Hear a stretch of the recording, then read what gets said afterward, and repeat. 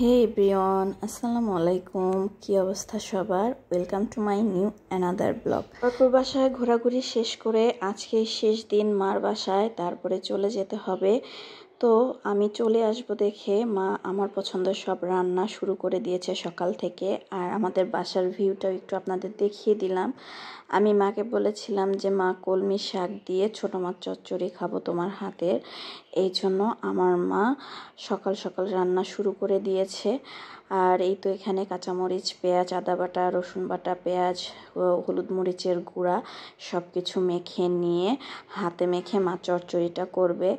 আর আমার মা কিন্তু এখনও পাটায় বেটে সেই মশলা ব্যবহার করেই সব রান্না করে। এই জন্য মার হাতের রান্না তো এমনিতেই অনেক মজা হয়, তারপরেও আবার পাটায় বাটা মশলা। আর সব কিছু মেখে ছোটো মাছ বসিয়ে দিল। আর এখন বাটা মশলা দিয়ে শুকনো মরিচ সব কিছু দিয়ে মা মাছ ভাজি করবে। আর মার মাছ ভাজিটা যে এত মজা হয়, এত মুচমুচে হয়, অনেক চেষ্টা করেও এটা আমার হয় না। আর মাছের ভাজির কালারটা দেখে আপনারাও নিশ্চয়ই একটু আন্দাজ করতে পারছেন আসলে মাছ ভাজিটা কতটা ভালো হয়েছে। এরপর দুপুরে খাওয়া দাওয়া শুরু করে দিয়েছি। আর আমার মেয়ে সবসময় তার নানির কাছে আবদার করে সে ঢেঁড়স ভর্তা খাবে, তার খুবই ফেভারেট। দুপুরে খাওয়া দাওয়া শেষ করে দুই মেয়ে সহ আমার মেজো বোনকে নিয়ে একটু বাজারে যাচ্ছি। ওদের বড় খালামণি ওদেরকে ড্রেস কিনে দিবে, এই জন্য টাকা দিয়ে দিয়েছে। তো আমরা সবাই রিক্সা নিয়ে এখন চলে যাচ্ছি। আর হুর তো রিক্সাতে উঠলেই মাশাআল্লাহ অনেক খুশি হয়ে যায়, কিন্তু ওকে মার্কেটে নিয়ে যাওয়া খুব একটা প্যারার বিষয়। সে যাই দেখছিল তাই কিনতে চাচ্ছিল, বিশেষ করে এই খেলনাগুলো। আর আমাদের সিরাজগঞ্জের এই শপটা আর বেশ কিছু শপ রয়েছে যেগুলো আসলে বেবিদের ড্রেসের জন্য খুবই ভালো। কেনাকাটা শেষ করে রওনা দিয়ে দিলাম বাসার উদ্দেশ্যে। এখন যেয়ে প্যাকিং করতে হবে, সকালবেলা আমি বাসায় চলে যাব।